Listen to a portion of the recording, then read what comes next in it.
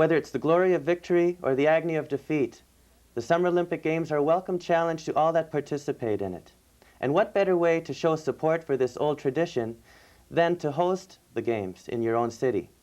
In a moment, we'll meet Paul Henderson, the man who heads up Toronto's campaign to host the 1996 Games. So stay tuned for Careers.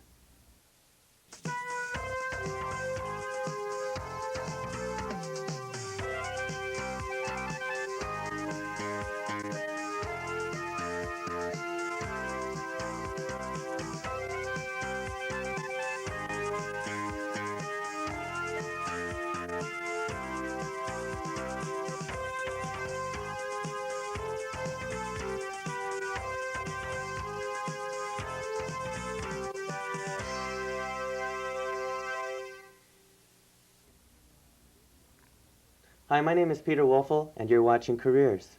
Today's guest is Paul Henderson, the man who heads up the Toronto, Ontario Olympic Council, which is responsible for all aspects of Toronto's bid to host the 1996 Olympic Games. And he is a former Olympic yachtsman himself. Paul, welcome to Careers. Well, thank you very much for inviting me. Let's start off by talking a little bit about your own background. You were in the Olympics yourself. Maybe you can tell us about some of the competitions that you've been involved with. Well, first of all, I was born on Toronto Island. So if you live beside a rink, you're a rink rat, and I was born on the water, so I'm a water rat. And I started a race when I was 8 years old. I was racing yesterday on Toronto Bay, so I've kept at it a long time. And I just progressed from junior championships to Canadian championships to international championships to the Olympic Games. And I had the great honor of representing my country in '64 and '68, and I was the coach in '72. Sorry, you were only 18 when you first tried out for the Olympics, is that right? Oh yeah, I've been trying out forever. I'm like the old fire horse. They ring the bell and away I go. I've always enjoyed the competition, always enjoyed small boat sailing, so it's been a great part of my life. What are some of the highlights of your competing years? Well, I think if you said what was the highlight, I think the first championship I ever won when I was 10 years old. I can remember that as though it was yesterday. And after that, winning a World's Championship and winning races and World's Championships. Those were the great days. And I think at a day really not on the race course was the opening ceremonies in Tokyo, Japan. And when we walked into the stadium, which was my first Olympics, that was an amazing experience for any athlete. Paul, when we met about a month ago at the Empire Club, I remember you saying, "Why do you want to interview me? I'm only a plumber." Well, you're probably one of the most interesting plumbers I've ever met. Maybe you can tell us a little bit more about your profession as a professional engineer. Well, and plumber. My family had a very small maintenance repair plumbing company, and I was in engineering at the University of Toronto, and one day I woke up and found I owned this company at age 20, and so I went to run it. And it's quite interesting. I talk to a lot of people about it because I get a lot of young kids coming to me asking me, how did you make this company successful? And I took that company, I would like to say I thought it out, but I really didn't. It happened. And moved it from a standard plumbing trade company, which I am a master plumber. After I graduated from engineering school, I went back and apprenticed.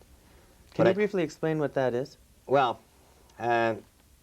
to run your own plumbing company, you have to have the licenses to run it. Mm-hmm. So even though I was a graduate professional engineer, they still wouldn't let me run my plumbing company. So I went back and apprenticed. So that was a 5-year apprenticeship to become a journeyman plumber, and then 5 years to become a master plumber. And they gave me 2 years off because I was a graduate engineer, so they only made me go 8 years to become a master plumber. But then Toronto was booming. Toronto was moving ahead, and I was able to channel the company into a very small niche in the trade world, and it worked very well. And so now we have 35 radio-controlled trucks roaring around Toronto all day fixing commercial cooking equipment. So anytime you go to a restaurant, don't thank the chef, thank us, because we kept the equipment working. Oh, really? So how large is your company today? We have about 50 employees. Okay, and who would most of your customers be then? Oh, every restaurant, every school, every hospital, every hotel in Toronto. There are So, 10,000 restaurants in Toronto. People don't understand that. well, that alone, I imagine, must keep you pretty busy running a company like that. So how did you ever come about getting the idea to host the 1996 Toronto Olympics? Toronto really started this in 1964. Bill Allen at the time decided that it would be a good idea. He really was reacting to Maire Drapeau in Montreal. And we went before the Canadian Olympic Association. The Canadian Olympic Association picked Montreal.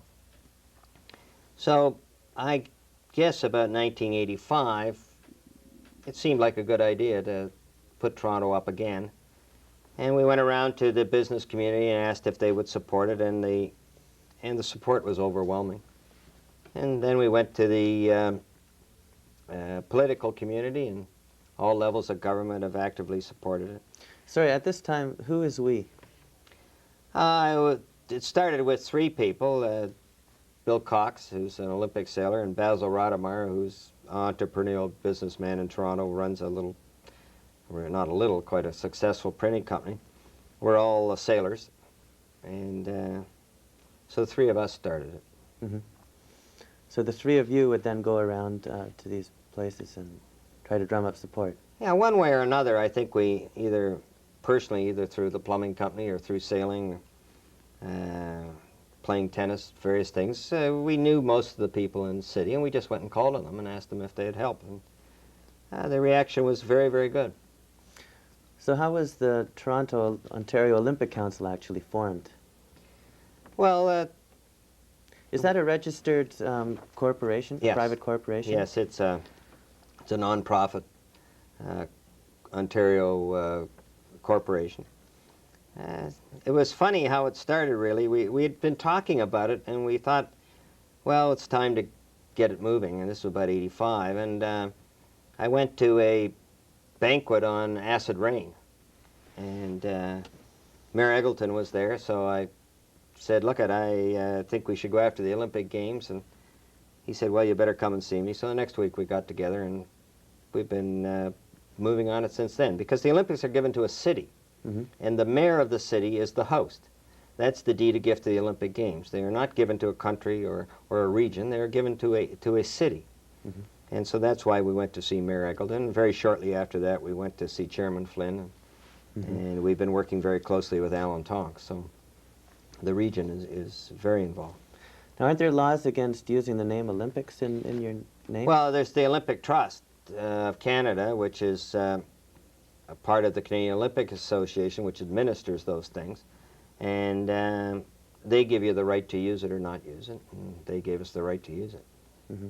Even though at that time were you already officially endorsed by the city to be the host, or rather to be in charge of trying to get the bid? We didn't get the official right to use the name till after the city bid, and the Canadian Olympic Association ratified it. So we used it for a little bit of time there with the with the agreement of the Olympic Trust, but no official legal position. Right, right. But then because you were already doing it, eventually it became easier for them to endorse you. Well, yeah, because the largest single beneficiary of the Olympic Games is the Canadian Olympic Association and the Athletes of Canada. So they're very, very strong supporters. They did very well out of Calgary, and they know what it will do for sport in Canada. So they help us very meaningfully. They're right in this with us. Now, how did you go about, you started knocking on doors at various corporations to get funding, is that right? Yeah. Because you had to put together a feasibility study. Well, it was one of the big arguments I had with the mayor when we started, was he wanted us to put together this in-depth feasibility study, and I said, oh, come on now. Anyway, he was right, because that feasibility study has become our Bible. And every time somebody questions something, we can go back to that book and say, now look, this is what we said 3 years ago. And so the mayor was completely right in having to go ahead, but we needed money to do it, and so we had to go out and get it. Mm-hmm. So how did you go about doing that then? Well, we called on the corporations, and we decided that we weren't going to give exclusives. We weren't going to give anybody any ongoing position. We just went around and asked them if they'd like to be part of it. And we asked them not to give it out of their donation budget.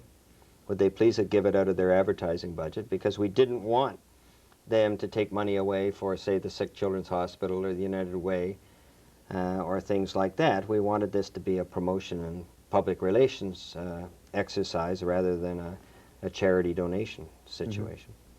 But in effect, they are taking a risk because they have no guarantee that you're going to win the award. Yeah, but it was interesting. The total position that I got from them is they just wanted to be part of doing something for Toronto. They really wanted to be active participants in bringing the Olympic Games to the city of Toronto.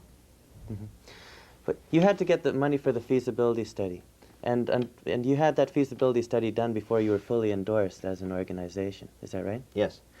So before you were endorsed, didn't you have trouble getting money from these companies? What was their reaction? Well, I never bothered about that. It's always better to ask for forgiveness than permission. And so we just went and did some things and worried about all those things afterwards. And fortunately, everybody's been very positive with us. Okay. Now, once you did the study, what did it show? Well, it showed that, first of all, Toronto had a way more facilities than we think we do. That we had certainly the corporate desire to do it. We certainly had the political desire to do it. It showed that in a surplus situation, that means where the financial part of it, that we were equal, if not better, to Los Angeles, and that we really could leave a residual benefit to the community that you couldn't get any other way. And so everybody, when they took a look at it and really analyzed it, realized that we had something that was really meaningful for the city. Were there any other Canadian cities that were competing with you? No. No, we moved quickly. We moved with all our homework done. And I think the rest of the cities in Canada said it's Toronto's turn. Vancouver had their expo, and Calgary had their day, and Edmonton had the Commonwealth Games, and Winnipeg had the Pan American Games, and Montreal had their situation, and Toronto was the only city that really hadn't had anything. And I think the rest of Canada, and our surveys show that that's true, are saying that it's Toronto's turn and they support it. We have to take a short break right now, Paul, for the public service announcement. We'll be right back with Paul Henderson, the President and CEO of the Toronto, Ontario Olympic Council, so stay tuned. We're back with Paul Henderson from the Toronto, Ontario Olympic Council. Paul, when can Toronto expect to receive the final approval, if they get it from the International Olympic Committee, that they will be hosting the Games? We bid on September 17th, 1990 in Tokyo, Japan, and on September 18th they tell us. So, tell us a bit more at this point. What happens during the bid? What will you have to do? Well, the big thing is to get the IOC members, which are the 94 of them, to Toronto and get them to see the city and hope that they will vote for you. That's what you do. You really just bring them here, show them that you do have the power and the strength of the community behind you, and hope that sways them to vote for you. Who is Toronto's competition? Well, there's 5 other cities. Athens, because it's the 100th anniversary of the Olympics. Atlanta, Georgia. Belgrade, Yugoslavia. Manchester, England. And Melbourne, Australia. Now, wouldn't Athens, for the reason that you just mentioned, that it's their anniversary, have some kind of an edge? Well, everybody talks about that. I think it's in our society today, we want everything to be a baseball game, you know, where your pitchers pitch no-hitters and your hitters hit grand slam home runs. And it's more like a basketball game. You get 2 points, they get 2 points, you get 2 points, and you hope that at the end that you got 100 and they got 98.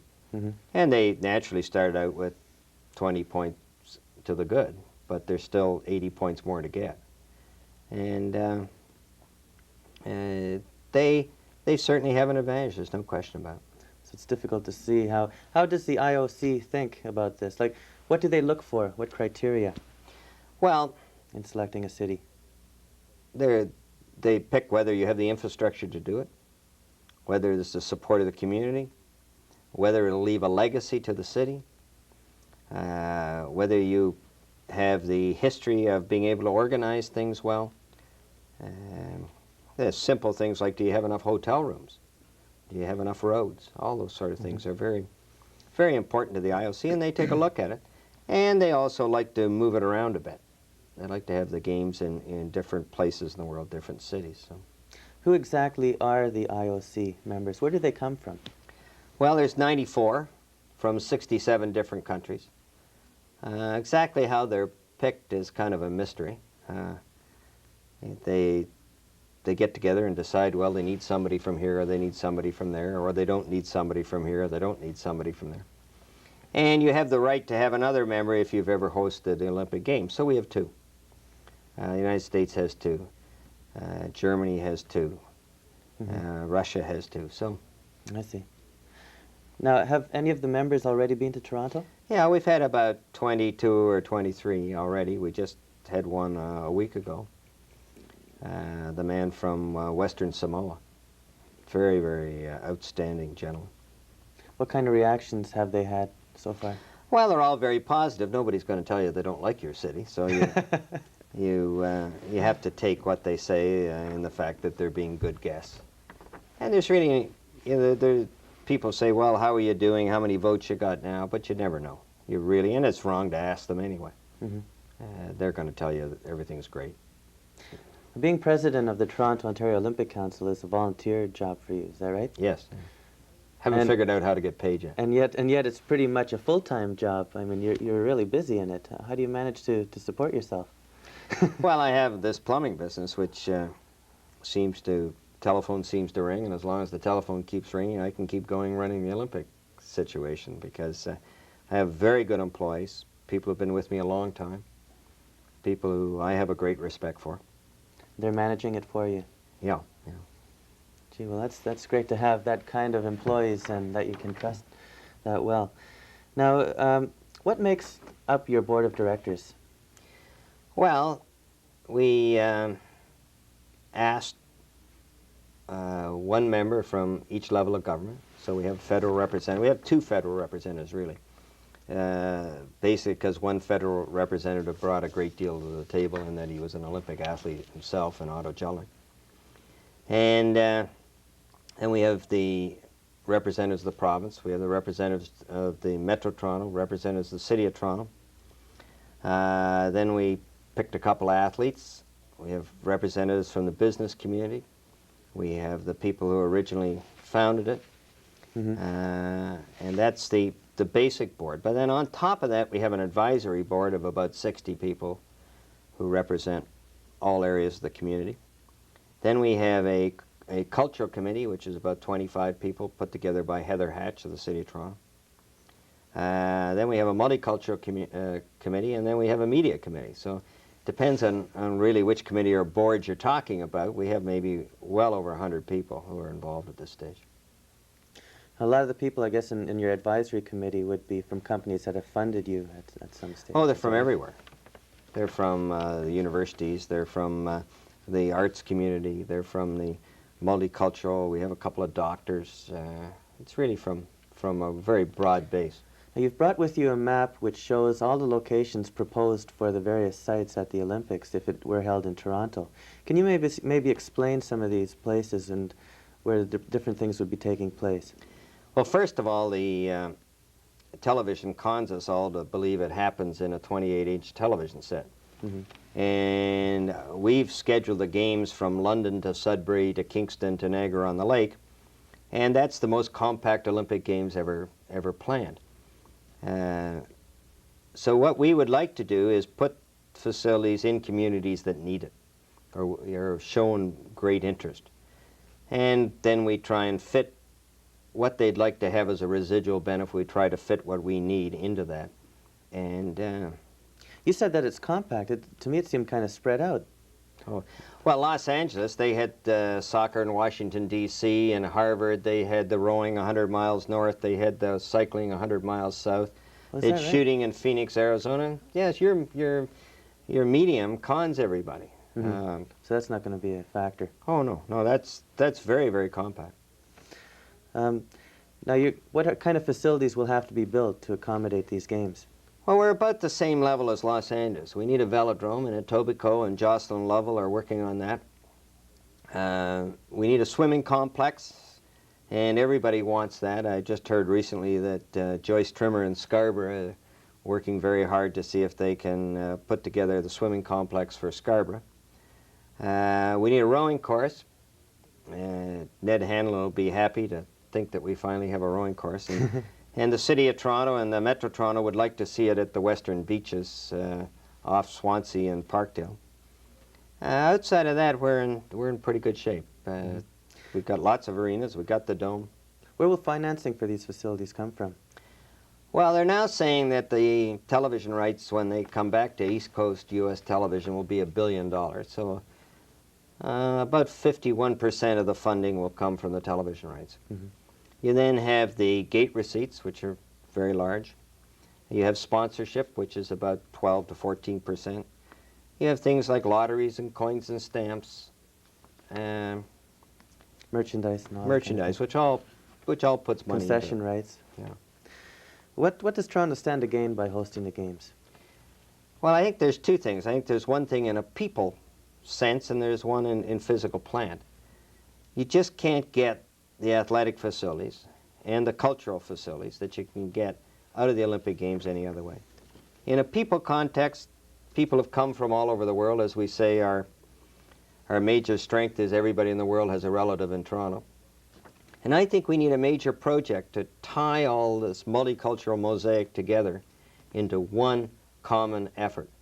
And our greatest supporters are our multicultural community. The telephone calls, the letters we get saying they'd love to be involved. And I think that's the major residual benefit with regards to the human side of the Olympic Games. And I'm really quite encouraged by their support. Do you think that the Ben Johnson incident in the last Olympics will affect our chances at all? I think it doesn't help. I think that the publicity has been very, very embarrassing to us all. But I think, like everything that's tough in life, you have to grab it, say, hey, we let's learn from that, let's move ahead, and let's see if we can run an Olympic Games that is drug-free. And I think we have the medical infrastructure to do it. I think we should stand up to the world and say we are going to do it, and send a message out to the youth of the world that we don't believe in chemical enhancement of anything. Mm-hmm. Well, I've heard from a lot of sources that people are really respectful of Canada because of their efforts in the Dublin inquiry, because they are going to all these lengths and efforts to try and bring out the truth. The world press has been very good. The world press has said, thank God for Canada, that they're standing up and letting it all hang out. I was very proud of Ben today. He's in a pretty tough position. And he stood up, and I think today told the truth. And I think we should, I personally am very proud that he's done that. What are your plans for the future if the decision is to go ahead and Toronto will be the site? I'm going to actively get in shape and train and try and make the team in '96. Great, great. What about your role as far as being the president of the Toronto Olympic Council? Where would that lead to?